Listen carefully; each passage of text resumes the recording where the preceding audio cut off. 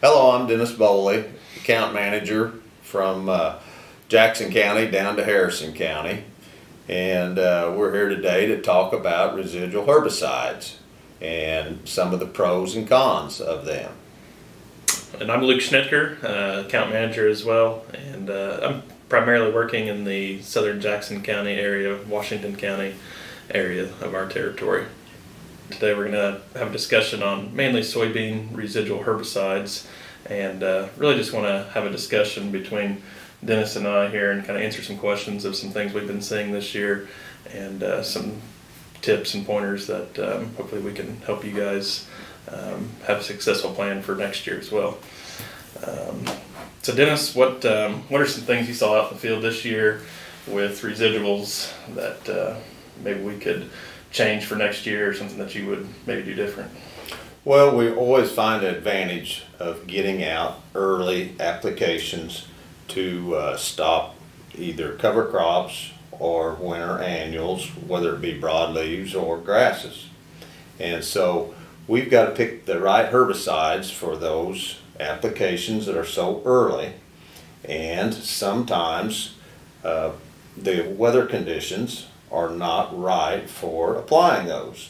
So if we have just one day of low temperatures or medium temperatures, that's not good enough to get out and apply our early application for our winter annuals.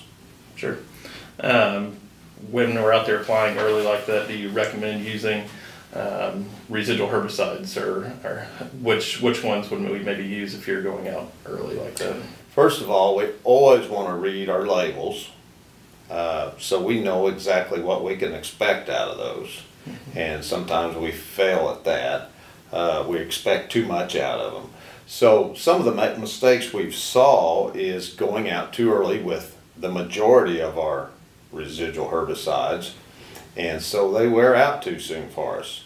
If we're out there in the middle of April and we do not plant to the middle of May or the last of May, our residuals have worn out, but we're still expecting good control. So with different 14 and 15 group herbicides, are we worried about crop injury at all, pre or post? Well, from what we've seen in the past, no-till versus tillage can give us some obvious misapplications or as far as damage to our crops. And so we need to refer back to the labels, get the right rates for the tillage or no-till that we're doing, and the soil types, whether it might be sand or clay. So it's all about the ground that we're farming, that we need to really curtail our herbicides too.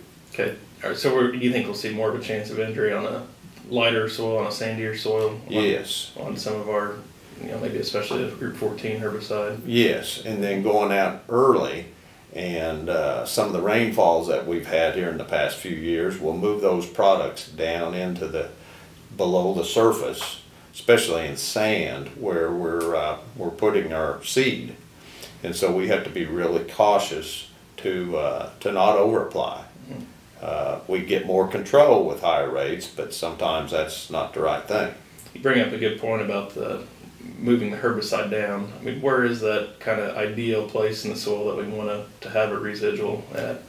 We like it. It's used best on the surface, and probably the first ½ inch. Okay. And because we're trying to stop new weeds from coming out, emerging. So that's where the herbicides are doing their work. Okay, good. Luke, how many times do you think we should apply pre's through the season? So we always discuss a lot about overlapping residuals. So what does overlapping mean? Well, that means that we need to be out there at least twice with a pre-emerge herbicide. Depending on when your burn down is and what you're going to use burn down, we would typically use a group 15 herbicide at that time, and then overlap that with another group 15 and or 14 at the same time. You start looking at a lot of university data, and they say that we need to be using 2 effective modes of action above and below ground. So a lot of times that's going to be a 14 and a 15 herbicide. So when you're out there burning down, you would consider using a product like Residual or Dual or Warrant, and then you can come back with those. What's your thoughts on all the different traits that we have out there now, whether it be Extend, Flex, or Liberty, or just Extend, Enlist, non-GMO beans? You know, are the residuals that we use going to change with those platforms, or do we still need to use residuals if we're using a certain soybean trait? Well, picking our traits now is a challenge with a lot of the label changes, a lot of our laws that are mandating what we can use and when we can use it. And so we really need to sit down as account managers and go through all that discussion. And I know non-GMO soybeans have been a good topic this year because of premiums and because we couldn't use our dicamba products later, so some changed to non-GMOs. The Enlist program is a new avenue that we're going down. Some people chose that, and it's got new opportunities and some disadvantages. So what I'm kind of hearing you say is it doesn't really matter what trait platform we're going to use. We're still going to be using residual herbicides no matter what. We found out waiting to post to clean up our weeds is the wrong decision, because you showed a slide there a while ago of how many bushel we lose the bigger the weeds. Yep. And so a good pre-program would work in front of any soybean trait. Good. Well, thanks for watching today, and I hope you guys all could take something out of this short video that we did.